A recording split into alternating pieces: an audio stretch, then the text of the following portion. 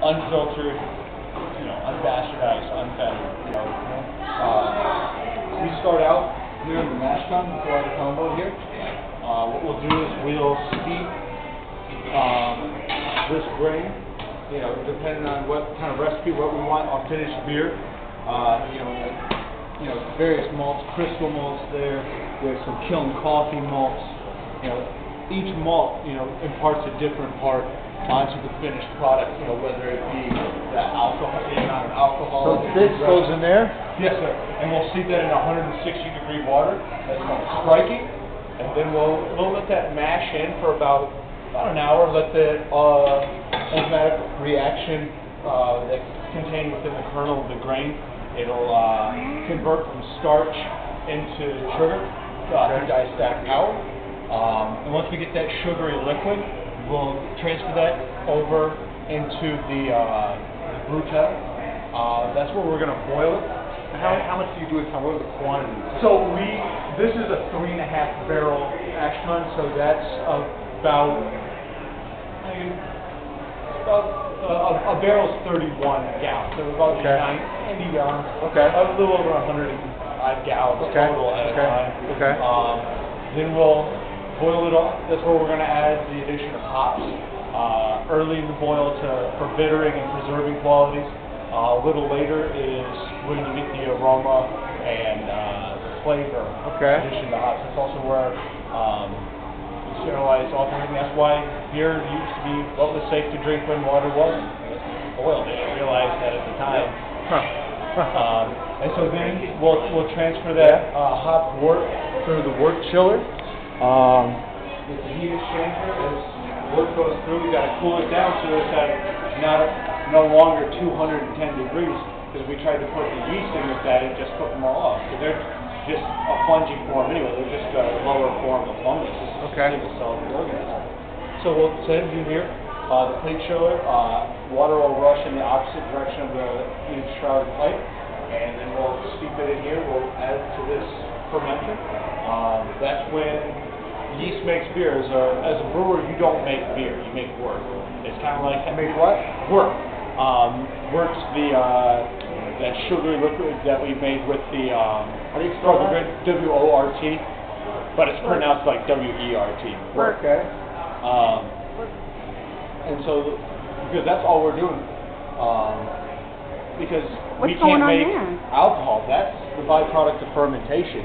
Each time that we introduce a form of brewer's yeast to a sugar molecule, like in this case maltose, it breaks it down and you get 2 parts ethyl alcohol, ethanol, and 2 parts carbon dioxide. So what that happens is that's pushing off right now, and it's yeast poop.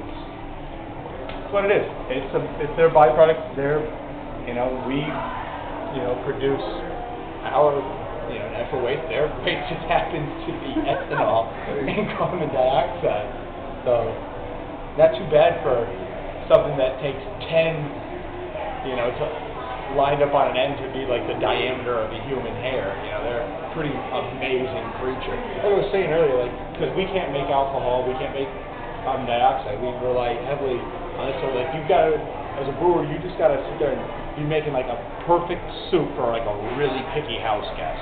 Is the best way to say being a brewer. It's like being a chef and a chemist whose guests you will never see. You know what I'm saying? Right. And then once we'll let it ferment in here for about 7 days, and we'll put it in a cold suspension. Some of that protein and haze break will settle to the bottom. We'll pile that off. Then after that 10 days, we'll add green beer to this firkin. We'll give it about a 1/3 cup of all natural cane sugar that we get from our family farm down in Florida. That'll give the yeast something to eat and continue to produce more alcohol and carbon dioxide. That's why our beers have a real gentle mouthfeel, because the carbon dioxide is not displaced in it, it's dissolved within beer. Because most breweries, when they condition their beer, it goes through a ripening thing. Ours is all taken care of right in here. This is its entire microclimate, right? its whole life is right there. That's fascinating stuff. That'll happen right here. Yeah, The whole grain to glass. This is what does it all. And how much do you produce like a week? We generally will. Fermentation spot is where we have a short window. We can only, really, like I said, it takes a full week in batch, so we generally do one batch a week right So now. you're limited just and by the swapping space them out. constraints. Yes, sir. Right now, in March we're going to get a third. One of those. Cylinder conical.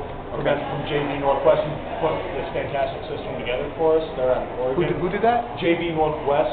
Okay. They're kind of the Cadillac.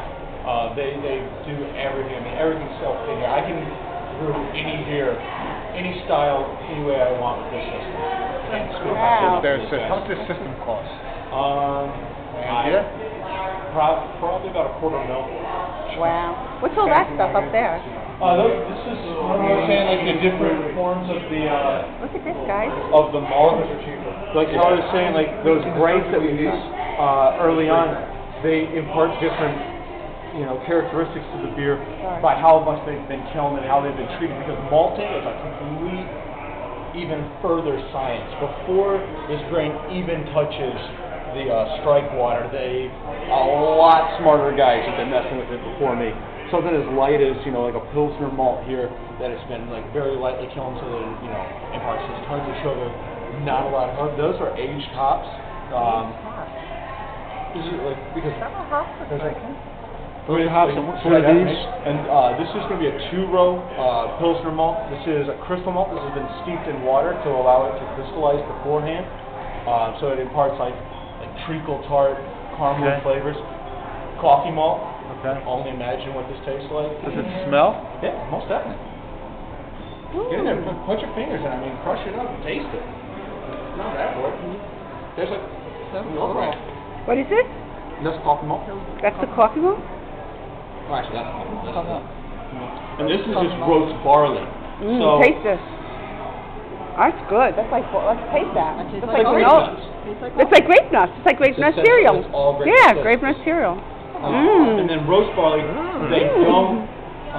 That's cool. You're right. They don't let that malting. They don't arrest things from. They don't let the apple spider grow out to it.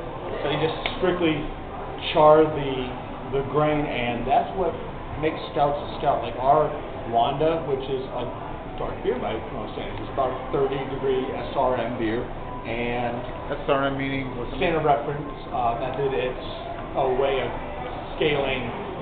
2 being near clear, 50 being opaque black. Okay. It just gives you a reference.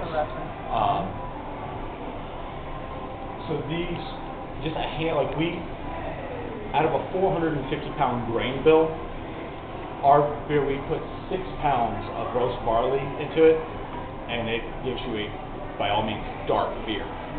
It's incredibly awesome. Like Guinness is made out of these 2 grains. That's it. That's all they make. They use 2-row, and the supplement the rest with roast barley, which imparts those espresso flavors to it. And you get each time that you're coming up with a recipe, you kind of look at it, as an algebra equation. Like I have X, what are the steps that I have to take to get it to where I want? How am I going to get enough alcohol to it? And so I'm going to put so much grain to it. How spicy do I want it? When am I going to add my hops early? Do I want it more bitter? Do I want it more floral? Very interesting. Wow.